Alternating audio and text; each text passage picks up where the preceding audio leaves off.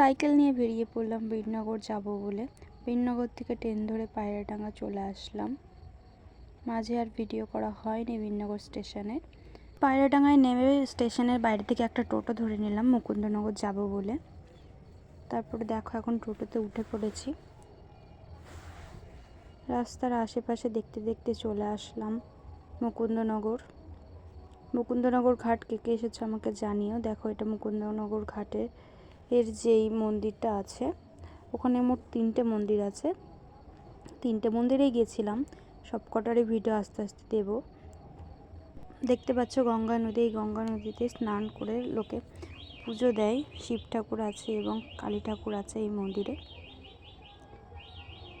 মন্দিরটা অনেক সাজানো গোছানো ছিল এবং ওইখানে অনেক কিছু দেখার মতন ছিল।